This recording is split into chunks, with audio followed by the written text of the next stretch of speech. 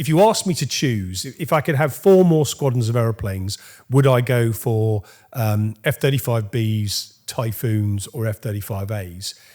You might find me choosing the Typhoon solution, bizarrely. What? I can remember now, as a young, probably 23-year-old, signing for my nuclear weapons to go on 24 readiness with a 15-minute launch time to go and drop nuclear. The other argument is, if America is going to extract itself, which it clearly looks like it will, who fills the gap? Yeah, don't get me wrong, I still want them to be frightened that you know, as soon as they go in the field and turn their radar on, they should feel under threat. They absolutely should feel under threat.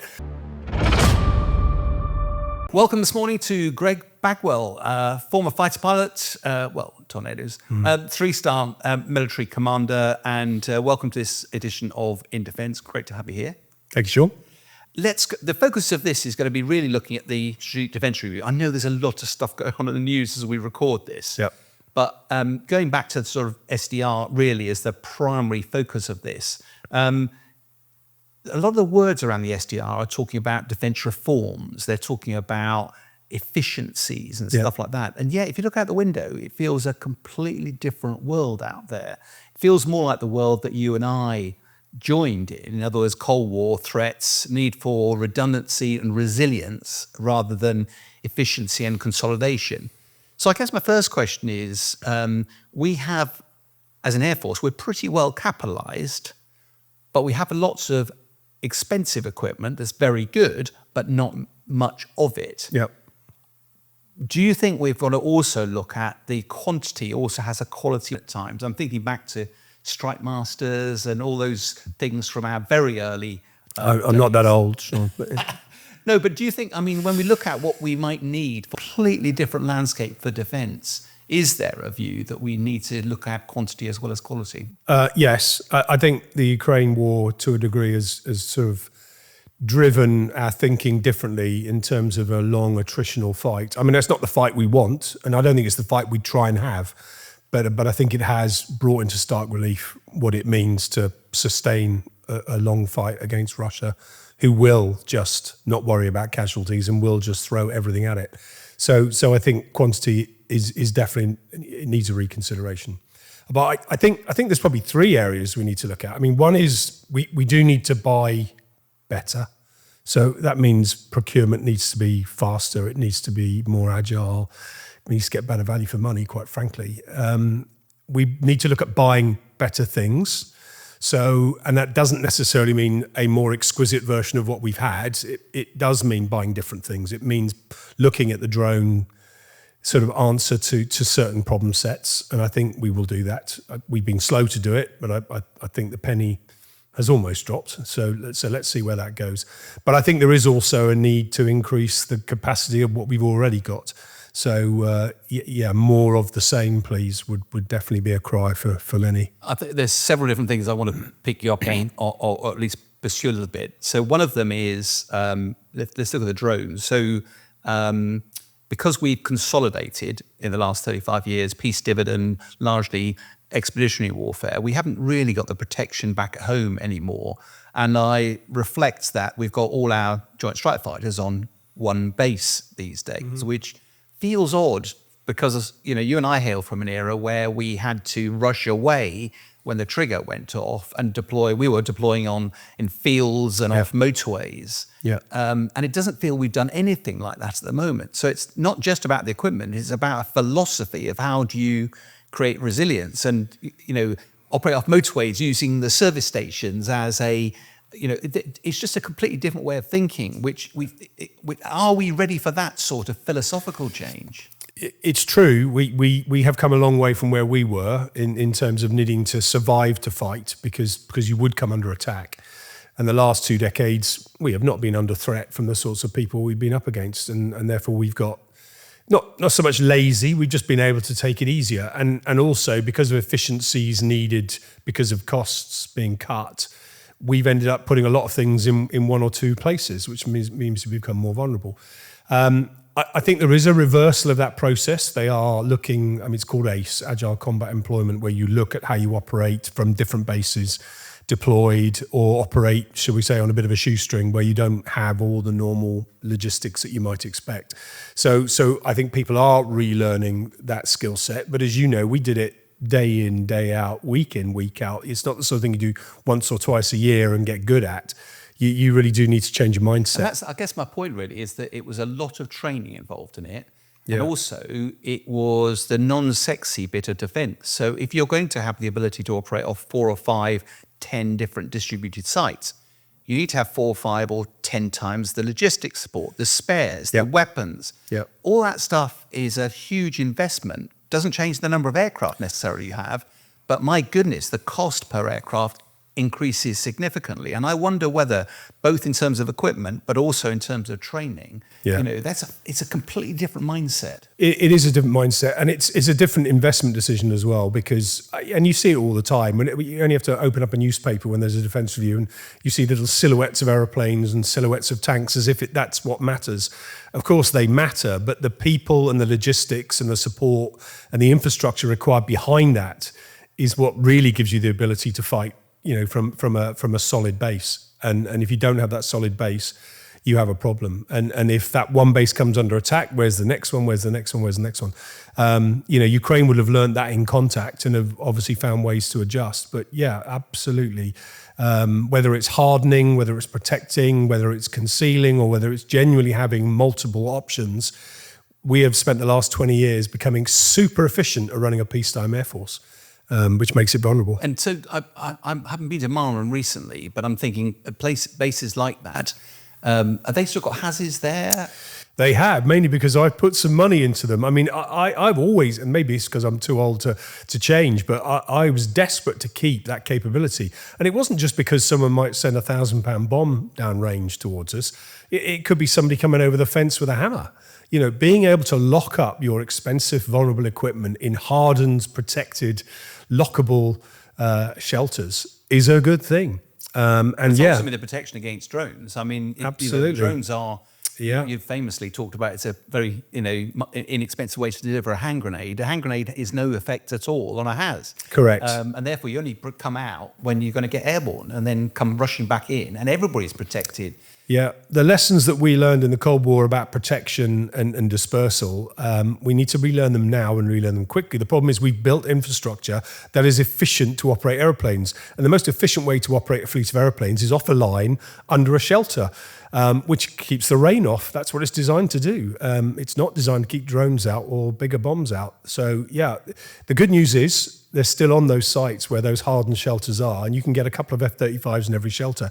So we still just have the ability, theoretically, to store our equipment safely, but they're finite numbers and they're targetable. Yeah, and I just wonder as well that you look back, and this is definitely a sort of an old farts conversation, but, is there... Speak for yourself. Yeah, thank you. Is there anybody left in the military today that served in the Cold War? Because we're talking about virtually 35 years ago, even a long career. And therefore, the danger is if all you've known is trying to be more and more efficient and effective, this feels like a bit of a Luddite conversation. Yeah. And yet, actually, this is what we had to do throughout the Cold War because we were aware of how we might be struck. Anyway, so let's leverage on. So that's the sort of quantity side. Going on to the exquisite, platforms, expensive, whatever, there is a conversation that says, that although we're invested in Typhoon and GCAP is the sort of next potential big investment in a fighter aircraft, there is a conversation that says, look, we've bought into the Joint Strike Fighter program. The B variant vertical takeoff was essential for the carriers. Whether that has a role in the future is another matter. But the A is not only significantly cheaper, it also goes a hell of a lot further, and there's more hours being flown, so there's better understanding of that. We'd probably be significantly cheaper buying that off the shelf than developing our own platform. And of course, it will keep pace with technology. What's your thoughts about our developing a national capability versus just buying more of those? Yeah, and it's a debate the UK has been having with itself for a long time. It hasn't really made its mind up. And if you like, GCAP is an attempt to sort of reverse some of the old decisions that said, the only way to do this is to go into partnership. And we've done that in a number of ways. We've done it in Tornado and Typhoon with Europe, and we've clearly done it with F-35 with America. I think there are some fundamental questions about our sovereign requirement and the level to which we can, I've got to be careful with my words here, the level which we can be confident that an American supply chain is secure. And if that is a concern, then we do need to worry about whether we should look elsewhere. Now, Europe's never really, to be fair, Europe did get its act together. Tornado and Typhoon, for all its good and bads, did actually bring European defence companies together in a meaningful way. And there was a level of scale there, and the export of both Tornado and Typhoon was okay. We did make money on it, so that's always a consideration, and it takes the pressure off your own budgets if there's other buyers, because obviously that gives you some scale. I think, can Europe get back to that level? I don't know. We've always struggled to get France in on that envelope, and perhaps there's an opportunity to rethink that. We've still got Europe and the UK pursuing two different 5th generation or 6th generation aircraft. Could we realign that, for example, and then that might become more affordable? Or do we, as you suggest, go back into buying off the shelf elsewhere? And if you are buying off the shelf, it could be Typhoon, it could be Gripen, it could be Mirage. Why not a Rafale even? But your point about the A model is a valid one when you're doing a direct comparison with the B. The B is more expensive, goes less far, carries less. All the economic arguments are against it. It has one advantage: it can get off the carrier or get back on the carrier. Is that enough of a reason to buy an aeroplane that doesn't give you the best bang for your buck? So part of the other bit, which I know is a slightly sensitive bit about this discussion, but over the last 3 decades, in the sort of honeymoon period, peace dividend period, wars of choice, but our military particularly, we don't want to risk our pilots on wars of choice. Yeah. Therefore, and we want to have national capability, which is all the conversations about jobs and the big primes. That's fine. But if you're into a war of national survival, bang per buck becomes a really important one. Yeah. And I reflect that Typhoon is an awesome aeroplane, fortunate enough to fly in it. But the fact it's a sort of, we've got a vested interest, the cost per unit, very difficult to actually work a number, but most people agree it's significantly more than F-35 is today. And even now, we're still struggling to get E-scan radar on it, which is one of the fundamental. Yeah. I've heard several people talk about it as being a flying target now, because it doesn't have. Now, obviously, away from the provocative stuff, but it does demonstrate that unless you're on top of a program, that you're the benefit of numbers. We're the best one in the world. Typhoon has only sold 500 or 600 platforms, whereas JSF will probably be 10 times that number. The economies of scale suddenly start. Well, they certainly think 3,000 is not an unrealistic number for JSF. The problem is you can't separate this out as an either or choice. I mean, there are benefits in having a sovereign industrial capacity, because if you have to resupply and you have to extend a war, you need that depth. And there is a strong argument that says, in order to maintain the workforce and skill set for GCAP, keep building Typhoons would be a good thing, because that allows you to maintain those skill sets. And you can't ignore the economic and industrial arguments behind these. It would be great if there was a big 3D printer out there. You just press print and out popped a Typhoon or F-35. There are people involved and a lot of intellectual thinking that goes into those processes. We need to get faster at it, clearly, and the radar is a really good example of how that has taken far too long. So we need to fix those things. We need to get quicker. If buying off the shelf is how you get quicker, okay, there's a strong argument to do that. But buying off the shelf isn't as easy anymore either, because there's not like F-35s piling up, waiting for someone to come buy them. In fact, the ones that are piling up have already spoken for. They just haven't had the software fixed yet. So, getting into the queue on an existing build is challenging too, especially when you're buying a unique model like the B. Even the Marine Corps have just reduced their B demand signal. So we might find that Bs are actually quite hard to squeeze into the F-35 program if we want some more. So I sit on both sides of the fence. Obviously, I work within the industry too, so I do understand their argument. But it's not just purely a financial argument on behalf of industry just making a buck. There are practical reasons why you can't just turn it off and turn it on again. and then expecting a war to suddenly turn your piano factories and car factories into aircraft manufacturers. No, I get that, but there is the danger of this conversation ends up being more about a complete.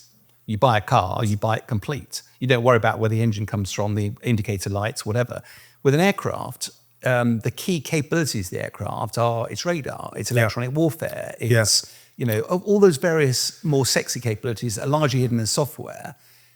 Israel, for example, for many years has said, we'll buy F-16, but we don't want it to come with these options. And we're going to put those capabilities in. And it feels like our national capability is less about up, down, left, right, faster, slower.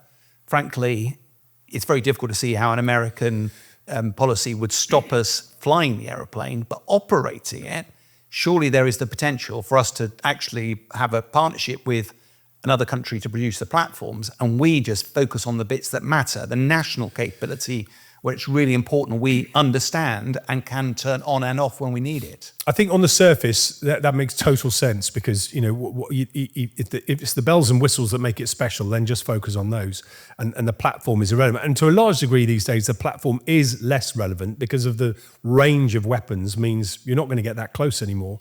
So even stealth is becoming less of a factor if you've got a weapon that has a range of hundreds of kilometers. GCAP, if you like, is an attempt to get to that model again, but it's quite an exquisite model and it's quite an advanced aeroplane. Is there a lower version of that you can make for a lot less money, a lot quicker, and have different levels of spec, if you like? I think there's a strong argument for that. I think GCAP is looking at that, because how would you make an exportable model as opposed to the one that you want to have, which has got all the bells and whistles? So it's a live debate. The problem is we've never been very good at delivering that type of a solution. There's a temptation that if you're only going to buy 50, then you buy the best 50 you can afford, as opposed to go, well, why don't I buy 100 and just take a little bit of a haircut and add later. The spiral development that everyone talks about, but aeroplanes are quite difficult to spirally develop if somebody else has got the software code. No, but you've touched on a point, because you and I are veterans of where the A400M, for example, it was originally meant to be, look, let's take a commercial aircraft already designed, militarize it. Yeah. Cheapest chip. Then we said, well, the climb angle of the original aircraft was that. And we said, but there's a couple of airfields where we need a climb angle like that. Yeah. And we made a perfectly good platform, exquisite, because we said, actually, we need a climb angle like that. Why does that matter? Because we needed new engines to create the power. Those new engines are heavier and more powerful. They needed a different wing design. The costs spiraled out of control. And you went, I do wonder at times, our military demand for the best, I get it, but that comes at a hell of a price. And quantity sometimes does have a quality all of its own in this. Yeah, it's a totally valid argument. And interestingly, I've just taken delivery of a new car, and the thing is so flipping complicated. Do you know you can't even open the bonnet anymore? It has to be opened by the BMW garage. What? Yeah, it's an electric car, so you don't need to look in the bonnet anyway. But you're not even allowed to, let alone, you wouldn't know what to do if you did it. And I think there is a danger that we are adding complexity that costs and also makes things harder to keep going, and serviceability rates then suffer as a result, as opposed to just making something that just works, day in, day out for months after months after months. And I think the shift in making the weapon do all the hard work and the aircraft doing less of the hard work should have been taking us to that sort of a model, and we haven't quite made that jump yet. We're still making the platforms the complicated bit, and then we spend some money on the weapon system. So there does need to be a shift. I think there is an opportunity to make that shift now, because we know who the threat is. This SDR has to focus on Russia. I know others will argue differently. But we still have global ambition. We still want to look at the Indo-Pacific. That is not today's problem. It's not even the problem for the next 5-10 years. And anyway, it looks like America are going to go and sort that one out. And good luck to them. So if we can focus on Russia, and we know that Russia are pretty crude, actually. Some of the expensive kit that everyone said they had hasn't turned out to be as great as everyone makes out. So actually, maybe we can rethink here about what level of exquisite we actually need to truly take that threat on in the timescale that we need to rearm. But picking up, so things like going back, swinging a lamp here, and I apologise if that sounds looking backwards, but suppression of enemy air defences, destruction of enemy air defences, seed and deed were always something very topical. we've really not invested in that for quite some time. And if you look at the Ukraine conflict, okay, the Ukrainians don't really have a credible air force, therefore it's not really a capability that's being used. But you think that feels like a major shortfall in our military capability today. Yes, I know Justin Bronk, your friend of mine, is a big fan of trying to put back that capability. The only argument I'd put back at him and you now is, as an ex-SEAD squadron commander, I wasn't very good at it because I came at it late, but I did command a squadron that was a SEAD squadron, and you needed specialist equipment to do that role. You had a special weapon, you had a special sensor in order to be able to detect and then shoot at, and then that weapon was deliberately designed to take out, radar sites or whatever. You can do it more conventionally today. As long as you can find the thing, you just need to throw something at it. It doesn't necessarily need to be able to home in on the radar signal. You've got such accurate geolocation now that as long as you can find it and target that particular position. So we are seeing in Ukraine, for example, drones going out and finding S-300, S-400 sites and then taking them out. So no sophistication, just... No, but you know as well as I do, if you're the little Johnny Russian who's turned on the radar and he knows, because he's read the news, that as soon as I turn on the radar, there's a risk that there's a missile in the sky, and as long as that radar's on, it's providing a homing beacon for a missile. Yeah, don't get me wrong. I still want them to be frightened that as soon as they go in the field and turn their radar on, they should feel under threat. They absolutely should feel under threat. But what I'm trying to say is it doesn't need the same bespoke solution to take them out. You still need some systems to detect them, geolocate them. That's still required, and we have those. But the systems that you then use to attack it don't necessarily need to be the old harm or alarm missiles that we used in the past. You can use conventional missiles with a little bit of modification, or even conventionally to take out those systems.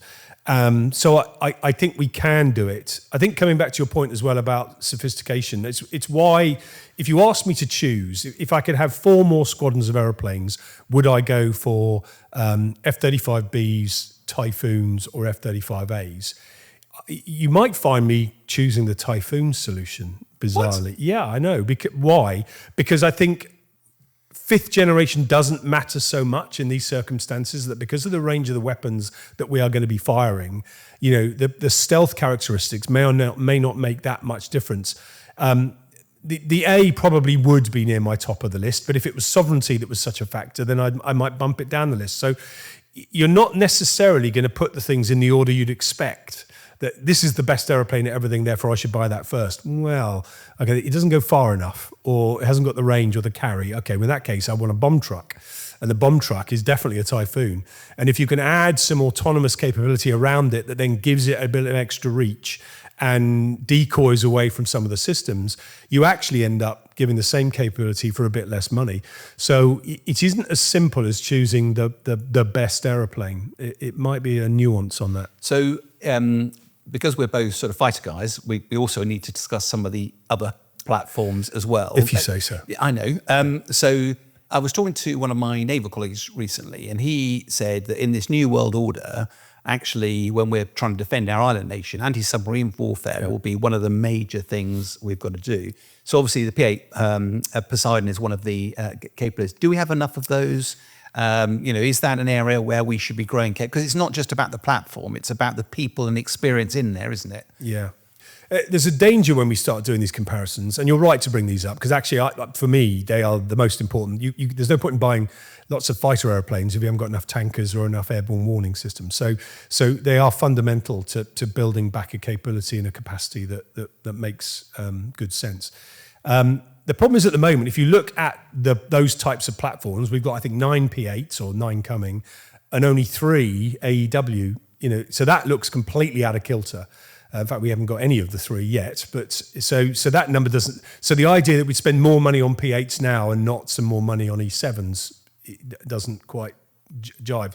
So for me, 9 P8s in comparison to everything else feels like okay. And I think we'll just have to learn to live with that for now. There's a lot of work going on looking at Protector, as to what Protector can do in the maritime space. And if Protector could be modified to take on some of that maritime surveillance function, and looking at space, of course, we shouldn't ignore that anymore, then maybe 9 P8s doing the sort of the sharp end of the anti-submarine might be enough. And I'm not enough of But an you expert. touched on wedgetail, because I mean, I think Yeah. we've only got 3 of those, and you and I both know that everything we used to do in red flags or the high-end warfare, Yeah. AWACS was utterly essential for that. Yeah, there's a couple of factors here, of course. Is the reason we're not seeing those types of platforms in Ukraine, even the Russians A-50s are staying well behind, is they're too vulnerable. Yeah. So there is, we need to be careful here. We're not going to park wedgetails off the inner German border. That's what we call it eventually. But I agree with you. But if we're going to mount them further back, you need more of them, because they've got to transit there and back. So because I'm agreeing, but your quantity then 3. Yeah. You're going to struggle to keep one airborne all the time. The good news is there's a bit of a fix for this. Is that the 3 that are currently planned to be built, and I don't know where we are. I mean, one's obviously flown, and the other 2 are in manufacture or in modification. We bought 5 radars. And I think those extra 2 radars, and there is a rumor that they're already being warmed up and polished off, to go on a couple of Boeing, spare second-hand aeroplanes, which is how we did the first 3, you could get back up to 5 quite quickly. And I know this because the AEW force of old with the E3 was still in being when I was serving, and probably when you were too, Sean. We didn't have 5 working. So we've been worse than 5. And you've also got NATO with its own E3 component. So if you were to look at a scenario where America is no longer doing the heavy lifting, that NATO component plus 5 E7s and the French starts to feel a little bit more crunchy. So we could get back up to some decent numbers, relatively quickly. And how about rivet joint as the other sort of, because intelligence gathering, it feels these days is you're never going to have enough platforms to do that. But also about the vulnerability.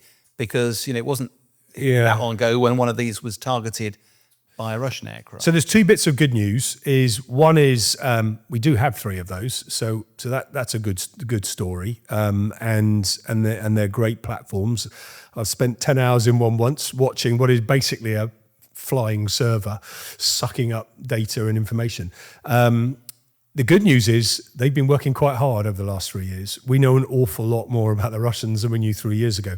And that's not going to go out of date quickly. Now, yes, frequencies change and the way they fight changes a bit, but we have now built an extremely large database of Russian electronic warfare.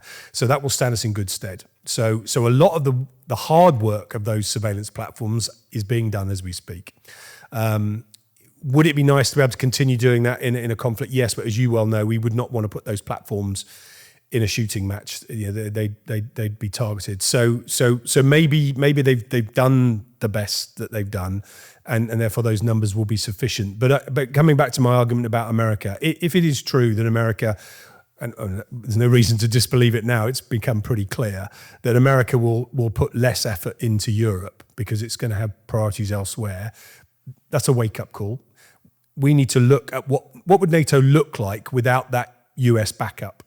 And it's those types of capabilities that America has largely been relied upon to provide. The good news is UK has been doing some of them, albeit in incredibly small numbers. But the good news is we have been doing it. So we know how to do it and we can build on that. So that's where the UK Air Force provides some comfort to Europe. Is the American expertise will be sorely missed. Its capacity will definitely be missed, but we do have the kernels of capability. That's kernels with a K. Yeah. So one of the, I don't want to get us too deeply into this because this is not about inter-service rivalry. But actually saying, if we were to be involved in some sort of European arm of NATO in the future, there's been a lot of talk about boots on the ground in Ukraine. Yeah. You and I spent 2 years of my life in Afghanistan, and I'm not sure our country wants to put boots on the ground unless we have to. There is a balance between playing our part, but there are countries like Poland and others feel the heat of this a lot more than we do. Yeah. If we were to contribute to something like that, it feels like we're more likely to want to contribute air power and maybe maritime power to those sort of conflicts rather than put boots on the ground with the inevitable vulnerability that provides. What's your take on that? Yeah, this is a fascinating argument, and it almost gets a bit philosophical. So for you and me to be discussing this is almost surreal.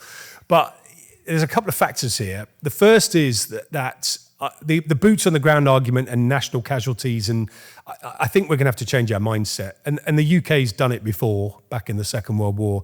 If we're in a genuine war against Russia, then quite frankly, all bets are off. And I think I'm pretty confident the UK will step up. So I think we can kind of dismiss that argument in terms of, we'll only do the easy stuff, we don't want to do the hard stuff. I think the UK will step up.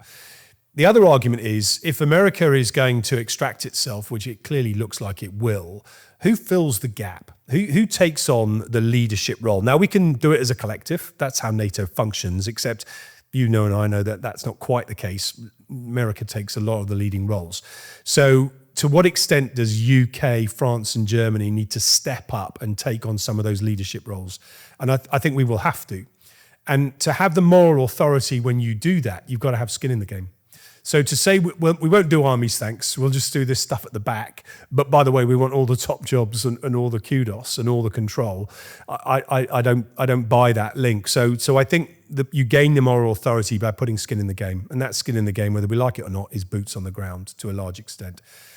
All of that said, there is no doubt in my mind that the Navy and the Air Force in the UK are by far the best match to the US capability that's leaving. And therefore, focusing on the air and the space to that point, and the maritime domain, is where Europe will look to us to backfill some of that lost American expertise. As you rightly say, Poland, Germany can do a lot of the heavy lifting on land, partly because they're closer, and partly because they're more focused because of that proximity.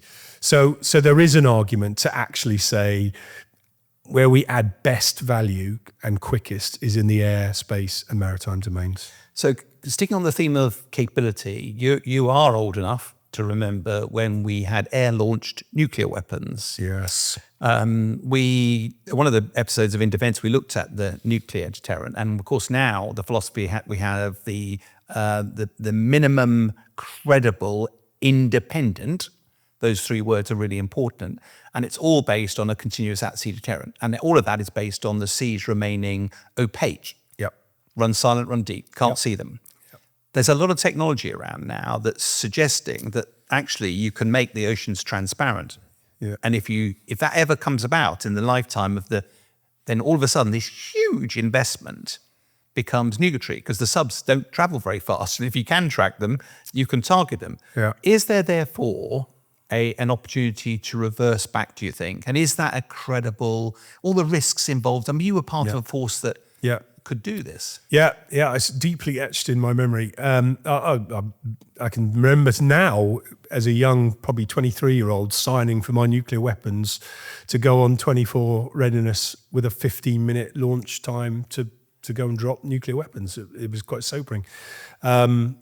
I think the issue, so 2 or 3 weeks ago, you and I would have this conversation. We'd have been talking about the cost of the deterrence and could we do it cheaper and were there ways to.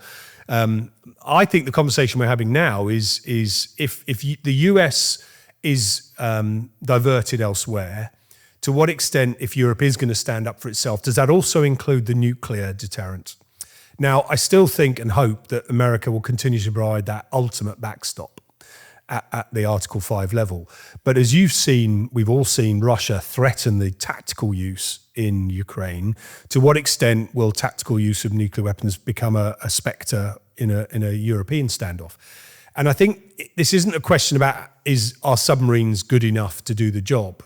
I think the points you raise are absolutely valid, because particularly when you've got all your eggs in one basket, what if that one basket is either found or breaks?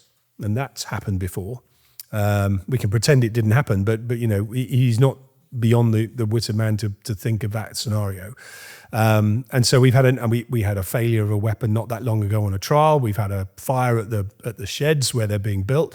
So it is vulnerable. The reason we had an airborne deterrent previously is it gave you strength in depth. It gave you other options.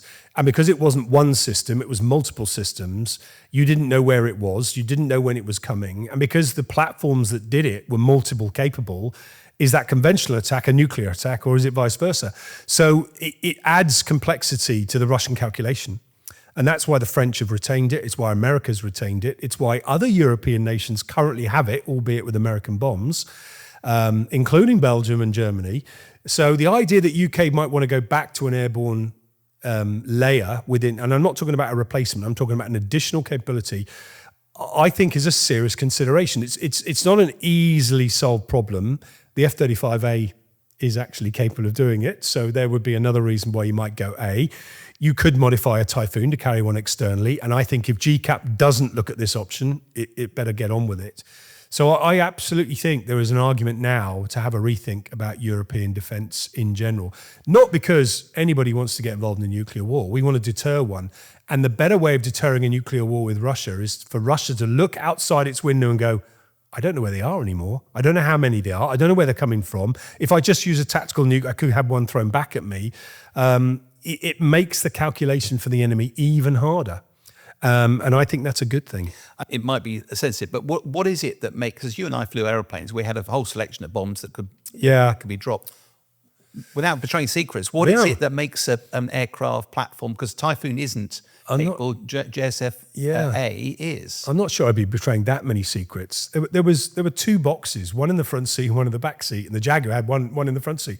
And it was merely a means of having an extra safety brake in not accidentally dropping a nuclear weapon, which is a bad thing, clearly. So there was basically an additional safety brake in the firing chain. Simple as that. It was a bit of a painful one. There was lots of switches and bugging about, but all it was an additional safety brake in the firing chain. That's all it was. Which isn't really a big thing to adapt. It's a box. Yeah. It's a box. Yeah. And we've seen how we've adapted Storm Shadow, for example. I know, a Storm Shadow is not a nuclear weapon. Could be. And we've adapted that onto a Russian aircraft in Ukraine. So this is not impossible to do as long as you have the right checks and balances and safety brakes within the system. That's all that's required. And it's because, understandably with nuclear, we want to make sure that mistakes don't happen, clearly. So having a launch code system that authorizes the crew to get airborne, having a system in the cockpit that means, somebody won't accidentally drop it, it's a little simpler than people realize. Yeah. It's not a complete redesign of the aeroplane. Absolutely not. Unfortunately, because we do have a history of accidentally dropping bombs at times. So you clearly want to have something extra to that. Yeah, definitely. I mean, and when I first mooted this last year on social media, a lot of people dived in and said, is it too costly? It's too expensive. We need more airplanes, more people. No, you don't. We used to do it as an adjunct to our conventional role. You just took turns going on standby to sit in the QRA. In fact, you used to go and get some staff work done.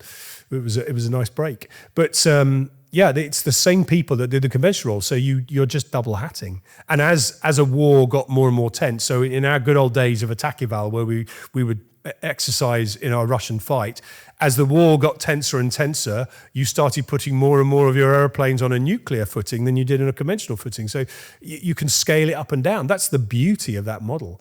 Whereas today, with our nuclear deterrent, it's one sub at sea with a fixed number of weapons. I think that's always the argument I quite favour, is that you've got to give more ambiguity. So your enemy's going, if you know you've only got one sub out and it launches a missile, you now know where it is. Yeah. And you have to fire probably all of them because of exactly that reason. You know you're going to be geolocated, so to get rid of them now. Yeah. And they are big weapons, so it's a bit of a one-shot solution.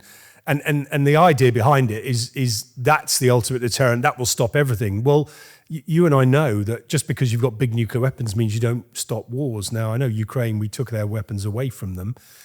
Would that have happened without nuclear weapons? Discuss. Would be an interesting podcast, but it's having that sort of limited escalation and you can send signals. It's not just about firing a weapon. And we know when Russia puts their nuclear forces on alert, it's very obvious when it happens, and that's an indicator. Oop, hang on, what's going on here? We would have exactly the same, and we would start putting more and more aircraft or more and more systems in place. That would be a signal back to Russia saying, right, we're playing for real. People don't forget that, don't they? And the Cuban Missile Crisis, which is the last time when DEFCONs suddenly were announced. Aircraft were airborne with nuclear weapons.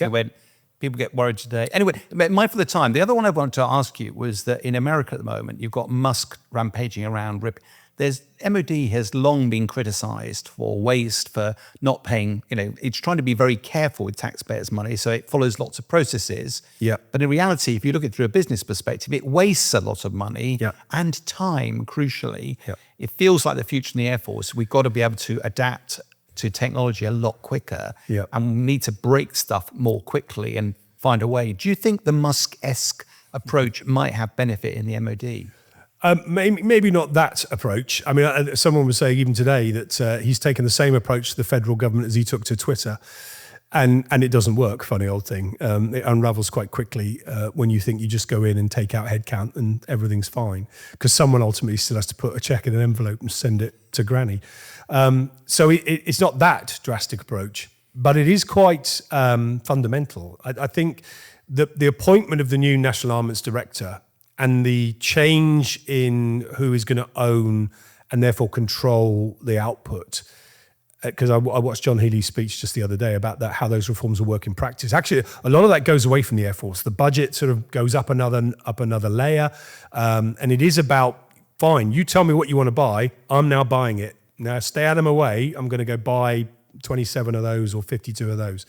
And I think going to a much more commercially savvy model, and I think that's the key here, that can talk to industry.